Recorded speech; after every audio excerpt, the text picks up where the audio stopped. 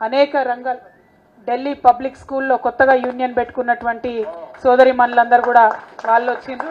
అట్లానే ప్రతి ఒక్క రంగానికి సంబంధించి అనేక మంది వచ్చిండ్రు. వాళ్ళందరికీ మనస్ఫూర్తిగా ధన్యవాదాలు. మరి మనం ఇక్కడికి వచ్చినామంటే ఈ పాటగాళ్ళది చాలా ముఖ్యమైనటువంటి పాత్ర. అందులో మా తమ్ముడు వెంకట్ గారు ఉన్నారు, సందీప్ గారు ఉన్నారు. ఇక ఇవాళటి ఈ అద్భుతమైనటువంటి పాట పాడినటువంటి సోదరులు మిట్టపల్లి సురేందర్ గారు ఉన్నారు. మరి ఒక ఆలోచన ఉండే నాకు ఎప్పుడైనా కూడా, మన భారతదేశంలో అనేక మంది ఉన్నాం. నిజానికి నాకు తెలిసైతే ప్రతి ఒక్కరం కూడా కార్మికులనే అనుకుంటా నేను. అది సాఫ్ట్వేర్లో పనిచేసే వాళ్ళు కావచ్చు, అట్లనే క్షేత్రస్థాయిలో పనిచేసే వాళ్ళు కావచ్చు. పొద్దున 9 నుంచి 5 వరకు పనిచేసే వాళ్ళందరం ఒక రకం కార్మికులం. అట్లనే మా జర్నలిస్ట్ మిత్రులు, మా కవి మిత్రులు ఉన్నారు.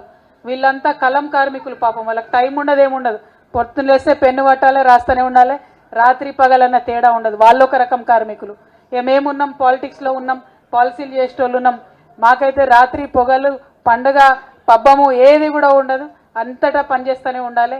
కాబట్టి పని చేసేటటువంటి 10 మందికి సహాయం చేసేటటువంటి ప్రతి ఒక్కరం కూడా కార్మికులమే అని చెప్పి నేను మనస్ఫూర్తిగా భావిస్తూ ఉన్నాను.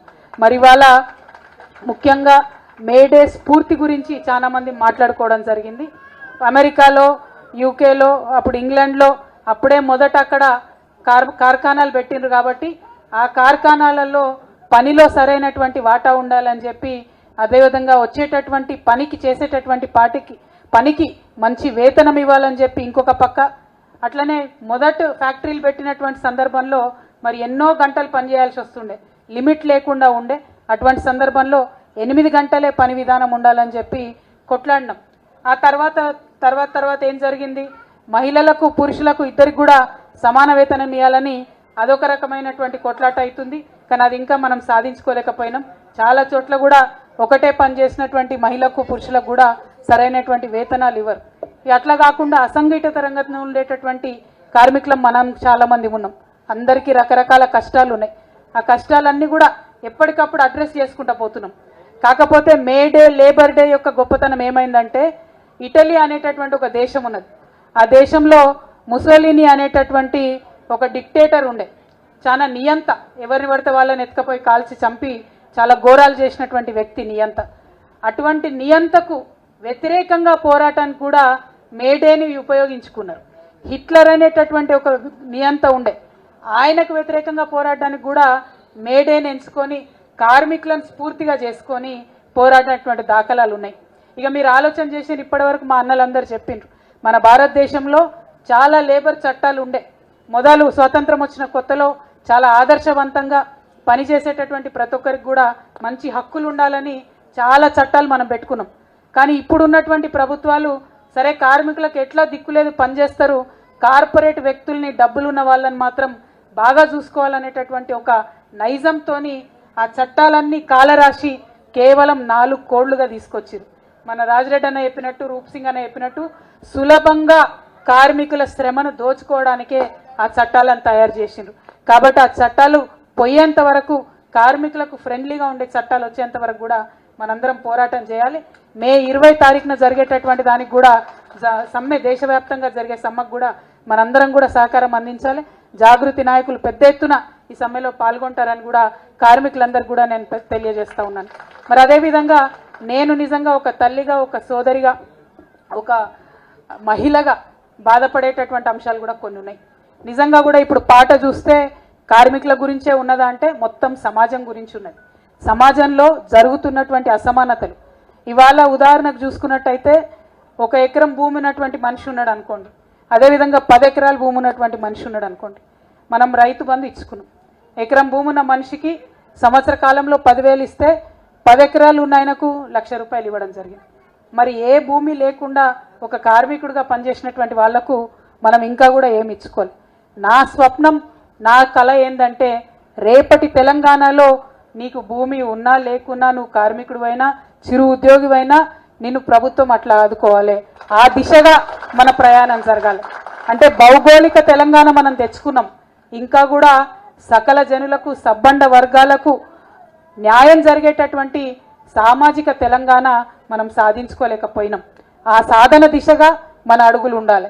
దానికి మేడేనే మనకు స్ఫూర్తి కావాలి.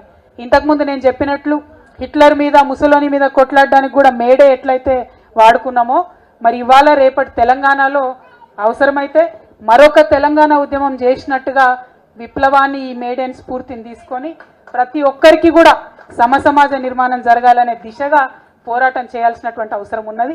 అది కేవలం పోరాడితేనే సాధ్యమవుతుంది. ఇందాక మా ఆశా వర్కర్ సంతోష మాట్లాడుకుంటా నాతో అంటుండే, అట్లనే మా తమ్ముడు వెంకట్ మాట్లాడుకుంటా అంటుండే, అనేకమైన హక్కులు మనం సాధించుకున్నాం, సాధించుకోవాల్సిన హక్కులు కూడా చాలా ఉన్నాయి. వాటికి అన్నిటినీ కూడా ఒక విరామం లాగా పడ్డది ఇప్పుడు. కానీ వాటిని వదిలిపెట్టకుండా వెంటబడి ఖచ్చితంగా సాధించుకోవాల్సినటువంటి అవసరం ఉన్నది. అది లేబర్ కోడ్ కావచ్చు, ఇంకోటి కావచ్చు. ఇంకొక చిన్న ఎగ్జాంపుల్ చెప్తా. మా హమాల్ సీనన్ ఎక్కడ పోయినా పాపం ఆయన భూమి గురించి చెప్పుకుంటాడు. నేను మీకు ఒక ఎగ్జాంపుల్ చెప్తా. మనం తెలంగాణ వచ్చినాక ఏమనుకున్నాం? తలసరి ఆదాయం పెంచుకున్నాం మనం అనుకున్నాం. తలసరి ఆదాయం ఒక్కసారి చూడాలి. చూస్తే ఏమవుతుంది? రంగారెడ్డి జిల్లాలో 8 లక్షల చిల్లర తలసరి ఆదాయం ఉన్నది. తలసరి ఆదాయం అంటే ఏంటంటే ఇండివిజువల్గా ఒక్కొక్క వ్యక్తికి వచ్చేటటువంటి ఆదాయాన్ని అందరినీ కలిపి గుణిస్తారు అన్నట్టు. దాన్ని తలసరి ఆదాయం అని చెప్తారు. దానివల్ల మన సమాజం ఎంత ముందుకు పోయిందని చెప్తారు. తెలంగాణ రాకముందు ఇంకా దారుణంగా ఉండే. తెలంగాణ వచ్చినాక ఈ 11 ఏళ్లలో రంగారెడ్డి జిల్లాలో తలసరి ఆదాయం 8 లక్షలు ఉంటే, రంగారెడ్డి జిల్లా నుంచి కరెక్ట్ 10 కిలోమీటర్ల దూరం పోతే వికారాబాద్ ఉంటుంది. ఆ వికారాబాద్లో మొత్తం రాష్ట్రంలోనే అతి తక్కువ 1,58,000 మాత్రమే తలసరి ఆదాయం ఉంది. అంటే 10 కిలోమీటర్ల దూరంలో ఎంత అంతరం ఉంటుంది? ఆ విషయాన్ని అద్భుతంగా మా తమ్ముడు ఏం చెప్పిండు, ఒకటిది మేడ ఉంటుంది, మేడ ముంగటనే మురికివాడ ఉంటుంది. ఇంత అసమానతలు ఉన్న సమాజం మనదని చెప్పుకుంటొచ్చు. ఆ అసమానతలు పోవాలి. మనం భారతదేశానికి ఎప్పుడు కూడా తెలంగాణ దిక్సూచిగా నిలిచినాం. అది ఉద్యమంలో అయినా దేంట్లో అయినా మనం ఒక ఎగ్జాంపుల్గా నిలబడ్డాం. రేపటి నాడు జరగాల్సింది అదే. మన తెలంగాణలో ఖచ్చితంగా మరొక ఉద్యమం రావాలి. అసమానతలు అన్నటువంటి తొలగిపోవాలి. ఆ తొలగిపోవడం కోసం ఈ మే డే మనకు స్ఫూర్తి కావాలని చెప్పి మనస్ఫూర్తిగా నేను కోరుకుంటున్నాను. మరి తలసరి ఆదాయం అంటే నిజంగా 1,50,000 అంటే ఏందన్నట్టు? నెలకు 10,000 వచ్చినట్టు ఒక మనిషికి జీతం. 10,000లో మరి ఇవాళ ఖర్చులలో వెళ్తుందా కుటుంబం? వెళ్ళేటటువంటి పరిస్థితి లేదు.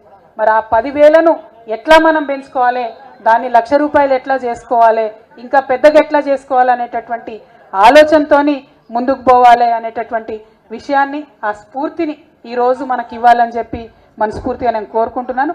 మరి మిట్టపల్లి సురేందర్ గారికి బాగా డిమాండ్ వచ్చింది.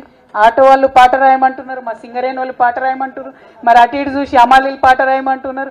ప్రతి ఒక్కరూ పాట అడిగేటట్టే ఉన్నారు. మీరు మాత్రం టైమ్లీ పాటలు చేయాలని చెప్పి మనస్ఫూర్తిగా మళ్ళొకసారి మిమ్మల్ని కోరుతూ, ఈ కార్యక్రమంలో నేను నిజంగా కోరుకున్నది ఒకటే, మీరు మేడే చేసుకుంటే ఎవరికి వాళ్ళు చేసుకుంటారు. వాటర్ వర్క్స్ ఆఫీస్ వాళ్ళే చేసుకుంటారు, హమాలీ సంఘం ఉంటే వాళ్ళే చేసుకుంటారు, మా విఏ అక్క చెల్లెలు ఉంటే వాళ్ళే చేసుకుంటారు, సింగరేణి వాళ్ళు అక్కడికక్కడనే జెండా ఎగరేసుకుంటారు. కానీ కార్మికుల నిజమైన శక్తి చూపాలంటే ఈ వేదిక చూస్తేనే అర్థం కావాలనేటటువంటి ఒక ఆలోచనతోని అందరూ రావాలి, అందరినీ కలిసి చేసుకోవాలనుకున్నాం.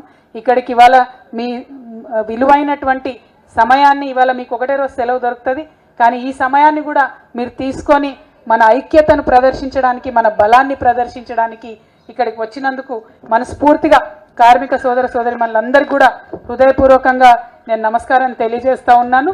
ఇప్పుడు అందరూ దయచేసి కూర్చోండి, ఎందుకంటే ప్రతి సంఘం నుంచి వాళ్ళ పెద్ద మనిషికి సన్మానం చేద్దాం. వాళ్ళ మేడే అంటే మిమ్మల్ని సన్మానం చేసుకుంటే యావత్ సమాజానికి సన్మానం చేసినట్టే అని మనస్ఫూర్తిగా నమ్ముతూ ఒక్కొక్క సంఘం నుండి ఒక్కొక్కరికి సన్మానం చేద్దాం. ఆ తర్వాత అది జరుగుతున్నటువంటి సమయంలోనే చిన్న పాప ఎవరో పాట పాడుతుందట, ఆ పాపతో పాట పాడిద్దాం. సందీప్తో కూడా టపటప పాట కూడా వాడిద్దాం. మస్తు డిమాండ్ వస్తున్నది, అంతే కదా? పాడించుడేనా? Thank you. జై తెలంగాణ, జై తెలంగాణ. ఆ కార్యక్రమం అయిపోయిన తర్వాత కొంచెం విరామం తీసుకొని అందరం కూడా కలిసి బంతి భోజనం చేసుకుందాం. ఇవాళ మేడే స్ఫూర్తిని ప్రపంచానికి చాటుదాం. కార్మికుల ఐక్యత, కార్మికుల ఐక్యత. జై తెలంగాణ, జై తెలంగాణ. ఒక్కొక్క సంఘం నుండి ఒక్కొక్కరి పేరు పిలవండి. జాగృతి నాయకులు శాలువాలు రెడీగా పెట్టుకోండి. అక్కగారికి మనందరి తరపున ప్రత్యేకమైనటువంటి హృదయపూర్వక ధన్యవాదాలు. సరే, ఇప్పుడు వారు కోరినట్టు ముందుగా మనం ఆటో యూనియన్ నుంచి మారణకే చేద్దాం. ఇక ఇంకో పేరేముంది, ఇక మన రాష్ట్ర అధ్యక్షుడు ఉండగా ముందుగా అక్కగారు ఆటో యూనియన్ తరపున మారన్న గారికి సన్మానం చేస్తున్నారు. అక్కగారికి ఆటో యూనియన్ తరపున ధన్యవాదాలు. ఆ తర్వాత హమాలి సీనన్న కూడా అదే వరుసలో రావాలి. హమాలి సీనన్న అక్కగారి చేత ఈరోజు మేడే దినోత్సవాన్ని పురస్కరించుకొని ఘనమైనటువంటి సన్మాన్ని పొందుతున్నారు. తర్వాత ఆశారంగం నుంచి సంతోష,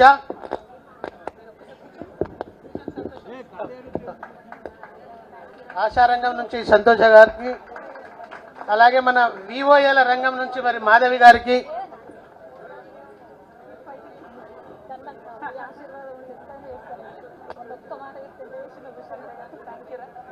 విఓఏల సంఘం నుంచి మాధవి గారికి, ఆ తర్వాత అంగన్వాడీ నుంచి వరలక్ష్మి,